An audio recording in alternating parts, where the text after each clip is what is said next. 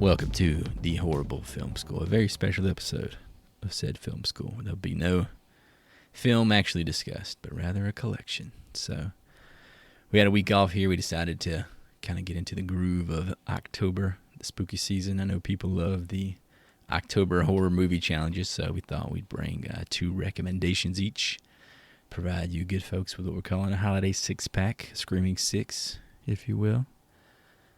So, yeah, just keeping it light, not a lot of pre-gaming to do here. We're going to just offer you up some recommendations from our own personal collections. Mr. Joseph, kick us off. Crack open that first big bad can. That can of pumpkin pale ale. Pumpkin. Yeah, I thought about making it a pumpkin six-pack, but I know that's kind of divisive. That's fucking douchey. That's being a douche. So yeah, let me go ahead and preface this. I want to go ahead and get out in front, put the cart before the horse. I'm gonna go ahead and I'm going to tell you now, boys. If I hear a single mention of Hocus Pocus, I'm going to get my hands on some anthrax. I'm going to overnight that shit to Sarah Jessica Parker's stable, that donkey face hag. What? I'm not going to be putting up with this. Dude, I'm telling you, everybody and their fucking mom, as soon as October pulls up, skirt, Hocus Pocus, right? It's just a little Hocus Pocus. I mean, I feel like you're hanging out with moms. Binks! who doesn't love Hocus Pocus? I saw a T-shirt today that one of your very close relatives was wearing with the outline of the 3 witches from Hocus Pocus. So there's that. Does all these chicks want to fuck this cat in the movie? Thackeray Binks. Oh yeah. What's the deal with this cat? Oh yeah. Oh yeah. What do you mean? He's a 14-year-old hunk of man. It's like Casper, right? But it's like a cat instead of that. Yeah, it was kind of weird that at the end of Casper, everybody wanted to fuck Devin Sawa. Everybody wants to fuck the cat. Doesn't the cat turn into confused. a dude? Is your pick 12. Hocus Pocus? Oh no! I'm just saying if we pick that, I'm off the show. He's just saying like that's obviously the number one. It's the Godfather of recommendations for horror films. So take it off the board. It's the case that holds the six-pack together. It's the Christian McCaffrey. It's off the board. No, we all know. Moving on. All right, let me put this train back on the tracks. So yeah, a Halloween movie list, in my opinion, doesn't necessarily have to include films that take place on Halloween, but for my first choice, I wanted to choose one that does, or at the very least is Halloween themed or whatever. And for me, that's 2007's Trick or Treat. Banger. An anthology film that tells 4 stories that take place on the same Halloween night, in the same neighborhood, same town, and sometimes at the same time, occasionally intersecting. It's a shorter movie, clocking in at just over 80 minutes, a tight, well-paced hour and 20 minutes. It introduces us to a modern horror icon, Halloween horror icon, in Sam. Pretty much the way I see it, Easter has Easter Bunny, right? Christmas has Santa Claus. Halloween has Sam. This movie it's quintessential Halloween viewing for me. It just puts me in that Halloween headspace. Great storytelling, great atmosphere. The movie is a Halloween staple for me, and I see it being that for years to come. I would have bet betting odds that Joe was going to pick that. You've talked about this movie since I've known you. How much you love this movie. Dude, I fucking love this movie. Have you ever seen it, Hoodie? It's a blind spot. I saw it one time, probably in 2007 when it came out. I would call it a blind spot. I haven't watched it since. I'm gonna go ahead and give a spoiler alert here. There's a possibility it could be the next movie we review after Halloween 3. It's in consideration. So put a little stinger on the end of that recommendation. But yeah, the cast is fantastic. You got Brian Cox, Anna Paquin. I mean, I guess you say fantastic. You really don't think Anna Paquin, but dude, Anna Paquin is the hottest she's ever been in a movie. Fly Away Home, movie. Yes. And yeah, the I don't know, Sookie Stackhouse was pretty banging too. Sookie, I am vampire. Who'd she end up like fucking in that? I wish she fucked everybody in that show, but like you had the werewolf, you had the 2-3 vampires she was trying to bang, and then she was trying to bang like a fairy. Yeah, it's True Blood. There's a lot of supernatural jizz in there. Tell me how to get there. Here's your burger with AIDS. Remember that? I don't remember that one. You don't remember when Lafayette he spits on the hamburger? Was great, man. Oh, yeah, that's like in the pilot He says episode. AIDS. He says the AIDS burger or some shit. Yeah, Oh, because it's they're so like fucking good. homophobic pieces of shit. But yeah, you also got the great value version of Ed Helms, Dylan Baker, who plays Principal Wilkins in the movie, and he just kills it in his role. Yeah, that one is a banger. I do remember the there's a Marilyn Manson cover of "Sweet Dreams," and there's like some kind of orgy or something going on. Yeah, well, hold on. Yeah, don't spoil it. Don't spoil it. It's very vivid. That's all I'll say about it. But it definitely stuck in the memory of a young man. What you just referred to is the hottest I've ever seen Anna Paquin in that scene. It's getting a sequel, correct? Oh yeah, he's Michael Dougherty's working on one right now. Is it anthological as well? After like 14 years, yeah. So it's I don't know. a few new stories, no direct ties. It's considered in development. All right, Mr. Hootie, crack open that number 2. Much like Joey's first frosty cold one, my frosty cold one will not come as any surprise. I'm going to pick 1988's Pumpkinhead. You got Halloween, you got pumpkins, Joey, you got to watch Pumpkinhead. You got to say it All right. Pumpkinhead. Just so everybody knows, before the show started, we were talking about it, and I already guessed this one. That's a bingo. It's such a good creature feature. I watched it when I was very little, as most of these movies that we review happened for me. But this one just stuck with me over the years. It's just a great 80s B movie, creature feature, directed by Stan Winston, who did nothing else. But he was the special effects coordinator for Aliens and Terminator. So not a big director, but special effects. So is this the reason that the android from Alien 2 is like the star of this movie, or is that Pumpkinhead 2? That would be. Oh no, that's Pumpkinhead 1. That's next. You're talking of Lance Henriksen, Yep. who plays Ed Harley. Hell yeah, I love that name. Who was in Aliens and Hard Target for you Jean-Claude fans. Jean-Claude. And in this movie, like in Aliens, he's this obviously, he's a robot. But in this movie, he's just a sweaty sex machine, man. Half the time he's got his shirt off. He's always sweating. It's based in like the Louisiana swamp. And it's just a big-ass creature with a big old pumpkin head. Big old pumpkin head. So he looks like a pumpkin. No. Okay, because I've been buying like a lot of these. Pumpkin. I've been buying a lot of these circular, like no arms or legs. I've been buying a lot of these fucking Mondo posters, and they have one for Pumpkinhead. The motherfucker does not look like a pumpkin. No, he does not. Does he at least come from a pumpkin patch? He comes from. It's kind of like Pet Sematary, but a Cajun version of Pet Sematary. What are you, just burying fruit? No, like Ed Harley's son dies. He goes to see this witch, and the witch tells him to go dig up Pumpkinhead out in the damn crawfish hole, and he digs him up, and Pumpkinhead starts killing people. Oh Hell shit! yeah. So he exacts his vengeance. He goes to the old lady for revenge, and she gives him Pumpkinhead. He's like the I backwoods vaguely remember man. this movie from from childhood, but I have not seen it since I was like young. Yeah, like young. 5, 6. I had a lot of hair back then. Well, I'll give the plot here because I did write it down. After his son dies in a hit-and-run accident, Ed Harley seeks revenge against the teenager responsible. With the help of a local witch, Ed summons the vengeful demon Pumpkinhead to hunt and kill the group of friends. But when Ed discovers a bond between himself and the creature, he begins to have second thoughts about employing the vicious monster, and he fights to end Pumpkinhead's murderous rampage before it's too late. Sounds like quite the cautionary tale. Do you stick with the proper pronunciation of Pumpkinhead, or do you go with the Pumpkinhead? I think you got to go Pumpkinhead. I think you got Pumpkinhead too. I think that really shows how familiar you are with the franchise, like based on what you call them.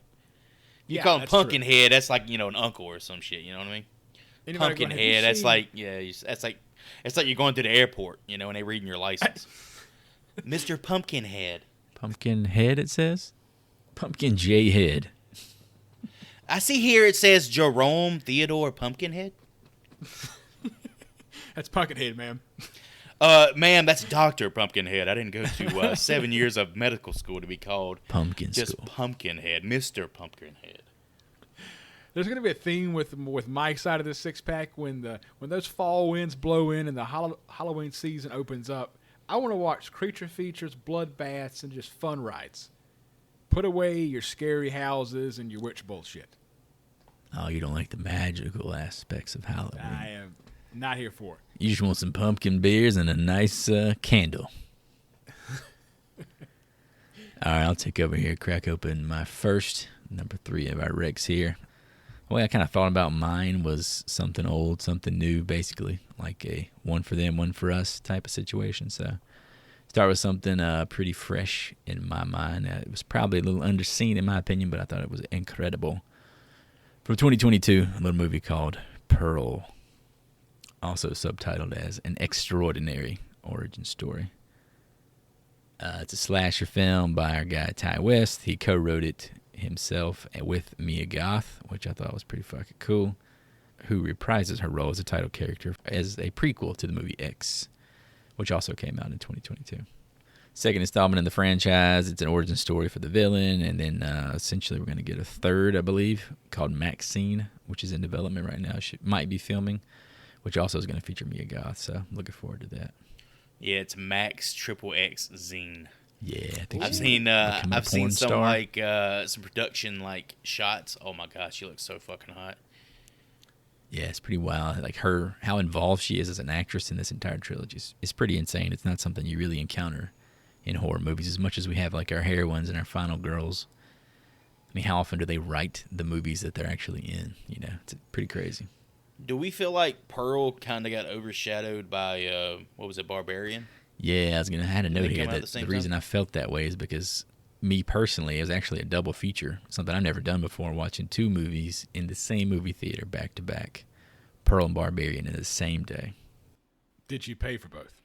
I did pay for. Well, I have a movie pass, Oh, so what a guy. they were both covered with my pass. But essentially, I walked out of one. 5 minutes later, I was into the next one. So it was pretty fucking cool.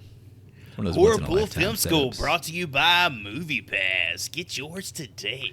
It wasn't the brand movie pass, but it's a version of a movie pass.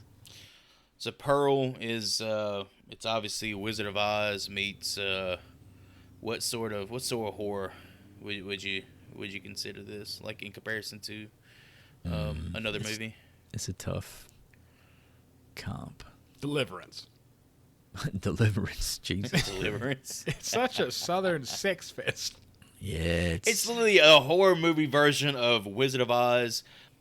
What's that shit where the girl's dancing in the field, she's spinning in circles, and there's a bunch of flowers. Pearl. Gone with the Wind. and like you said, it's like if Dorothy couldn't actually escape and go to Oz, like if she lost her fucking mind, this is kind of how it would go. It's interesting you picked Pearl and not X. I was probably a bigger fan of X than Pearl. I liked X, but I feel like Pearl was more overlooked probably in the fact that it was so much of its own subgenre. It's kind of why I had more of an attachment to it. And I thought Mia Goth was just fucking awesome in the movie. Dude, honestly. she's really like, I would say, some people say she's an it girl right now, right? In the horror she's community? here. I think Yeah. she's here to stay, man. Like normally, you hear it girl. It's like it's a burnout quick type situation. fleeting, right? So I would say, all right, you got her and you got Jenna Ortega. Who do you think is going to have a more successful career in horror? In horror specifically, I would definitely lean towards Mia Goth. Because Ortega's, she's got the Scream movies, Beetlejuice 2. I guess, would you consider, I guess it's not horror. Horror adjacent. Horror comedy, Yeah. I guess. Again, a little overshadowed, so I want to give it some of its just desserts. Put a little bit of light on it for anybody that might have missed it. Joseph, wrapping back around the horn here. What's your second selection in this hair holiday brew? Pick number 2. For my second pick, I'm going to go back to the 80s, the height of horror, in my opinion. It's got to be 1985's Fright Night. Chris Sarandon, the voice of Jack Skellington himself. I've enjoyed this movie since I was a kid, and it just fits perfect in the Halloween trinity of werewolves, vampires, and zombies. Director Tom Holland also directed Child's Play. So yeah, amidst the wave of murders, a high schooler discovers his new next door neighbor, is in fact a vampire. Movie's got awesome effects, great humor, a classic love to hate 'em character in Evil. Evil Ed, or Ed Evil, whatever the fuck you want to call him. Creepy suburban atmosphere. A movie I go out of my way to watch at least once around Halloween every year. So I love that movie. Fright Night's great. Even got the remake. I mean, it's got its own sequel. Then it had the remake in 2011 with my boy Anton Yelchin. And Colin Farrell.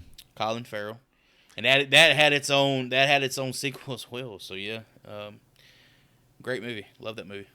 It might be a hot take, but I thought the sequel was really well done. Yeah, I like that remake a lot more than the remake. most of Or those The remake, types. I would describe it as fun. Yes. Yeah, it was fun. I think it was a lot of charisma on set with those two actors in And particular. Anton Yelchin's my dude, man. Yeah, Love rest in fucking peace. Love Green Room. I'm trying to convince myself that Green Room is a horror, so I can. It's cover so it. close, man. It's one of those movies that's so good. I've actually read the script to kind of just try to learn what makes that movie tick the way that it does, and it's so close to being a horror movie, but it's hard. It's hard to draw that line. Dude, when she takes that box cutter to his fucking chest, Yeah. that is some of the craziest shit, dude. Oh, I haven't watched Green Room since the night I fell asleep in the theater watching it with you two. Man, we went to see it for your birthday. This motherfucker was snoring at about 9 p.m. Hey, I was working 2 jobs. I gotta be up at 4, man. Better times, man. Better times. But that's a good one. I have vague memories of that original. Probably definitely need to fill it into the permanent memory bank. I don't honestly recall who the vampire is in that one. Does anybody know? Oh, it's Chris Sarandon. Oh, he's the vampire. Who's the protagonist? It's the dude from Child's Play. The yeah, cop. yeah, the cop, the detective. Who's the protagonist? Copper, Like the kid. I don't fucking know. I mean, Nobody knows. I mean the actor. His name is William Ragsdale. But That could be a million I'm people. not Yeah. familiar with the guy. It's It's pretty cool. They wanted to cast Vincent Price as like the vampire killer. Like a Van Helsing type. Well, yeah, like the Van Helsing type. How old would he have been? Good lord. Yeah, it's Like it was what happened. 85. Instead, they got Roddy McDowell, and he did a great job in that role. Nice shout out to the 80s there. All right, Mr. Hootie, step up to the plate. Give the folks what they want. Number 5. It's so hard to talk about these movies and not really go into detail in terms of because you want to save them for a review, you know. Yeah, but being recommendations, we don't want to spoil them too hard, you know. Yeah, that's what I'm saying. Yeah. Let I the mean, you did people. just give away the Vampire Fright Night. It's kind of a big. Oh, part of well, the you story. find it out in the first 10 minutes. I think it's in the Okay. on the poster, basically. Yeah, it's not anything that's it's not any like big mystery of who's out here fucking killing these people. Open his shots, him sucking on some kid's neck. Well, fucking spoil that scene. Here, It's go him. ahead. It's him at fucking Olive Garden, and they're like, you want garlic on this? No, I'm a vampire, bro. Sorry. I'm allergic. I'm allergic. All right, my second frosty cold one here is going to be another 80s film, probably to me and probably to most of the horror community, one of the quintessential 80s horror films that's not a slasher, and that is The Return of the Living Dead. You boys know that I love zombie films. Yeah. Some of these kind of run together. Return, right? You said. Yes, so Night came out, and it was put together by George Romero and also John Russo. That's late And 60s, then- right?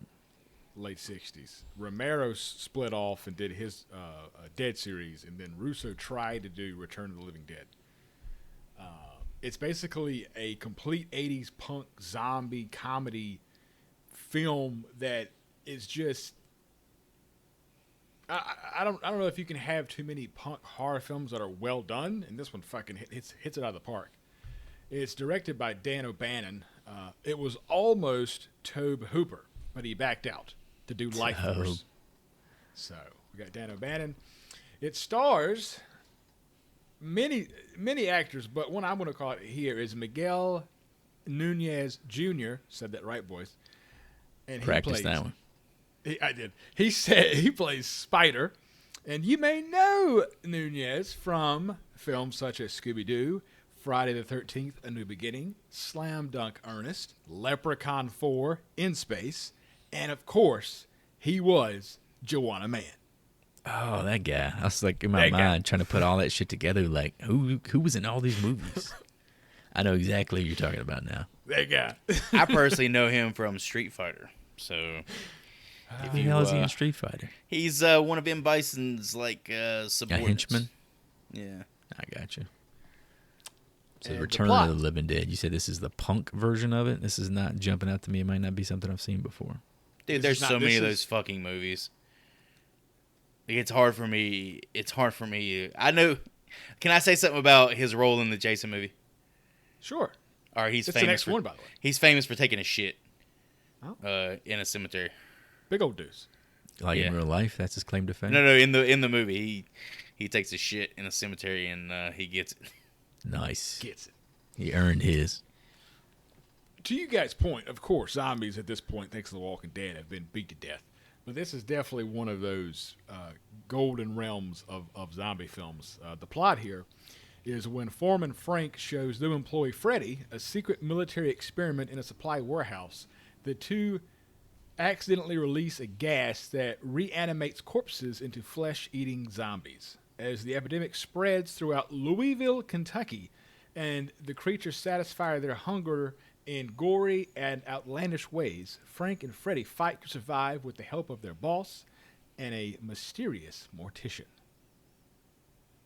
Yeah, that kind of gas. He must have had Taco Bell, huh? Hey, it is Taco Tuesday.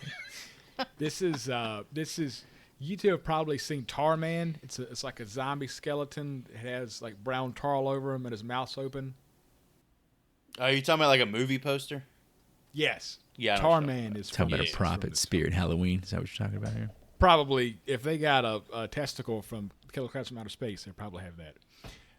It's not a goddamn testicle. It's a cocoon feeding pod. It's a Okay. cotton candy feeding It's how pod. they subsist. Duh. It's how they subsist. It's how they live. With the bendy straws. The last note I have is Scream Factory released the 30th anniversary collector's edition on Blu-ray in 2016.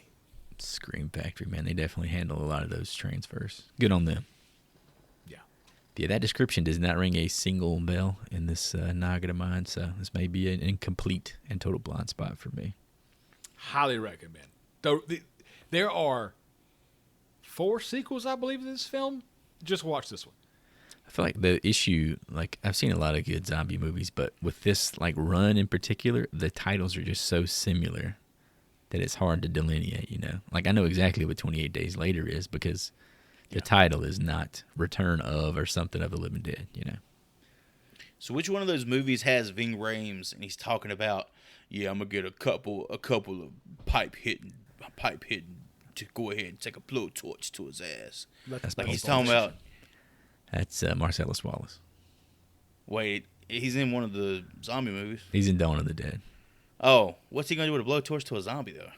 That's in Pulp Fiction. That's a different fucking Oh, that's when he's talking about doing it to the guys at the bone shop. I really enjoy that movie. I think it's actually good. Like the opening with the little girls sprinting through the fucking house. That The shit is zombie so baby. creepy, man. Oh yeah, no, that's terrible. That's god awful. That's awful. All right, I guess it's back on me to finish this 6-packer off here.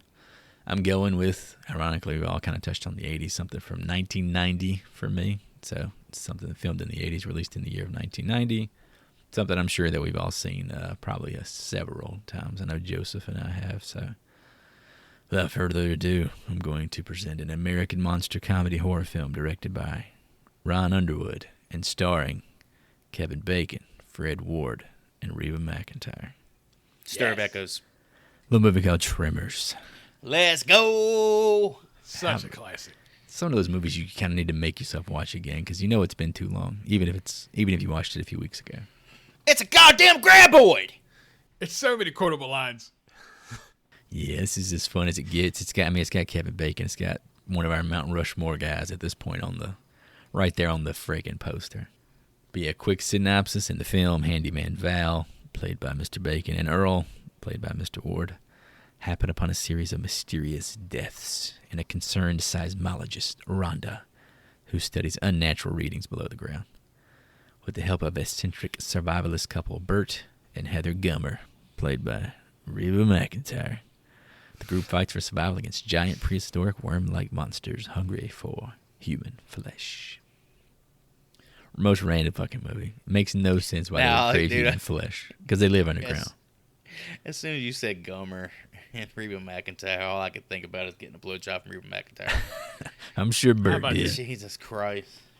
Here's your one chance, Joey, don't finish now. Want that Joey, don't come in 2 seconds. You know that's going to happen. That's the actual noise that happens that when damn you... grab, that's what her tongue, they call her tongue a graboid. Graboid. That movie is so fun, man. That's such a fun movie.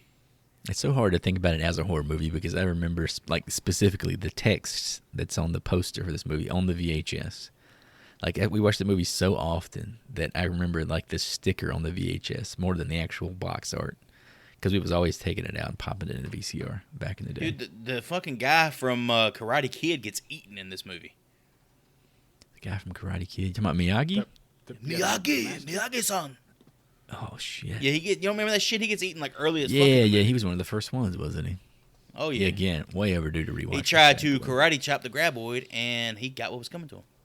Tremors was a cool horror movie because it worked, and it's mostly in the daylight. Yeah, it's definitely one of those rare examples of things that are creepy, and the dark doesn't really have any effect on that. Yeah. Dude, when at the fucking end of the movie, he's sitting there, and he's running to the fucking cliffside. I can see his Fly! boots, man. Can you fly, motherfucker? Can you fly? Yeah, that's fucking legendary, man. Oh, that's so fucking It's such an action movie so ending, but it badass, works so dude. well, you know. I love how Reba McEntire's husband, I forget his name. Bert. Bert has every He's weapon known like to the man. only He's got like a recurring 50 character. cal sniper rifle. Just walking around. He is the only. I think he's the only recurring character in the rest of the movies. They go to Antarctica. Wait, no. Is his This name dude made Bert? money off this. The character what's his name's name? Bert. I don't know the actor. No. Isn't Bert Earl Kevin was Bacon's buddy? Fred Ward's Earl. Okay, Earl is Fred Ward. Earl is in the second movie, and then Bert's in the rest of them. And I think he's in the.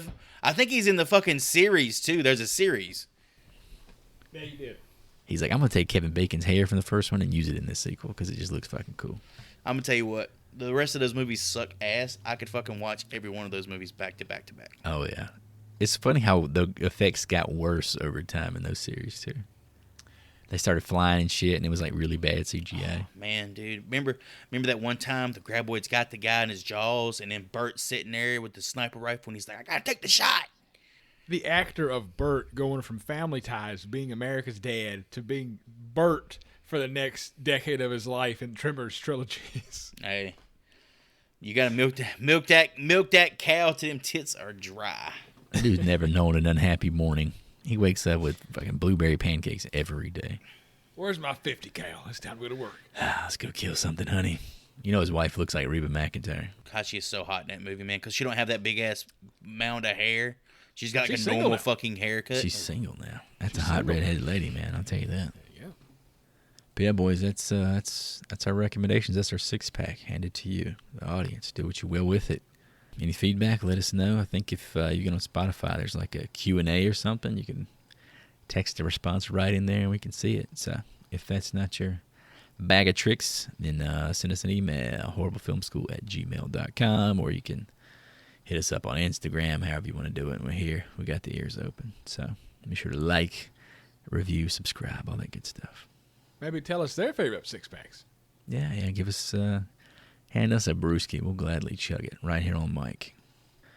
No new episode this week outside of this one. That's kind of why we did it. But we'll be back on Friday the 13th with, you guessed it, Friday the 13th. And after that, I think we'll all be singing a little song that goes something like this. 28 days till Halloween, Halloween. Halloween, 28 days till Halloween. Halloween. Silver Shamrock. God damn it! I need to watch it. I'm out. Good night, folks. See you next week.